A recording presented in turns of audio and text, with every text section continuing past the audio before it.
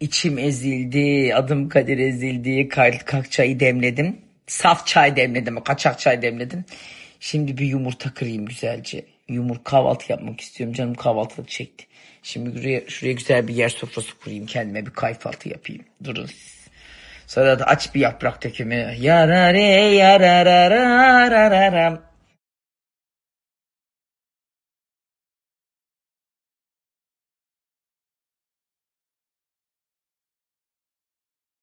Hanımlar bir şey soracağım. Ben bu helvayı geçen sene Kasım ayında, yani bu zamanlarda Uşak'a çekime gitmişti ki oradan almıştım da. Bir türlü açmak nasip olmadı. Şimdi açtım. Sizce bu bozulmuş mudur? Bir güvenemedim. Şu an etrafımda yedirebileceğim kimse de yok. Ha, dur. Doğan geliyormuş. 15 dakikaya bendeyim dedi. Bir bakayım. Bir şey olmazsa ben de yerim. Ne olacak, paketini yeni açtım. Şu Müslüman olmalı, helaldir.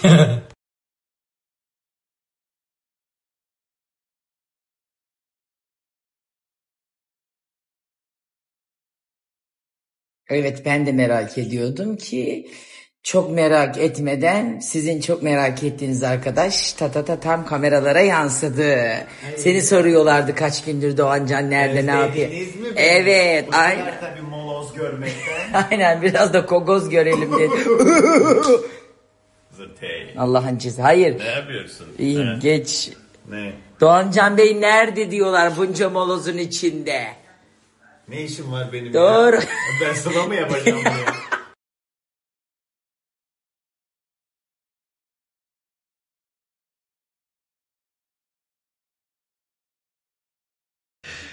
Bana diyor ki hiç üşenmemiş, yok. Neye üşenecek? Ne güzel bak, kayfat sofrası. Sofrayı gösterdim mi? Evet, az önce resmini çektim. Caddede çok şık bir yerden geliyorum ben. Geldim, resmen sahur sofrası. Sanki ne yedin? Ne? Ne yedin? Açım bu arada, hiçbir şey yemedim. Allah'ın belası. Ama bilerek yemedim. Cad. Yemek istemiyorum yani. Niye? Dikkat ediyorum Aa, fiziğime. bak elimde. Tamam, Allah belası. Kaldı bak. Cehennem bak. Tabii caddede bir tavuk kaç parasından haberiniz var mı? Aferin bak. Öyle yap. Tasarruflu ol. Bana bak, bir şey diyeceğim. Şunun gel bir tadına bak. Ne? Şu karamelli mi portakallı mı? Ben bir Şöyle. Portakallı mı karamelli mi? Bunda ne var biliyor musun? Ne? Soru bitti. Bir tane çikolata vardı. Evet, yaprak dökümü ne? Ne? Turuncu bir çikolata vardı Cino. eskiden. Ha, Cino. Aynı Ha. Cino. Aynı Cino. Ay, ben onu Portakallı gibi. geçen sene Kasım ayında Uşak'a çekime gittim, oradan almıştım. Bir türlü açmak nasip olmadı. Bugün dedim bir açayım da güvenemedim, bir tadını alamadım acaba, tamam. Allah'ın belası.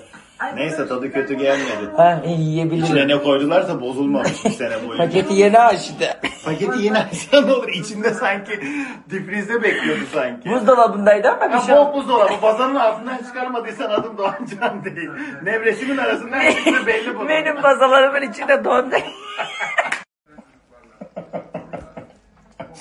Saçma değil mi? Bak, tek başınasın. Oturmuş, tasa koymuş, sosisleri yapmış, yumurta koymuş, ekmek kızartmış, bazanın altından çıkarmış bunları. Şuraya salamları göstersene.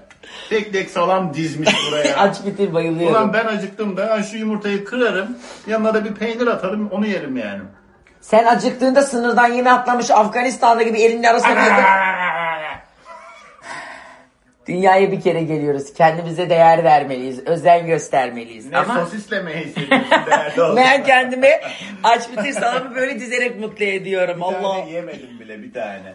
Manyak ya. Bak hem yiyor hem böyle. Vay vay vay. Ay ne yedim, bir dilim ekmek yedim, gözüne dursun gerizekalı. Bir tane sosis attın ağzına. Bu ne? Bunu sen mi yaptın? Hayır o şey sos. Biberli Kim sos. yaptı Ben bunu? yapmadım. Akrabamız göndermiş. Hangi akraban olduğuna bağlı yiyeceği konu. Ayşegül abla göndermiş. Ha yenir o zaman. Şey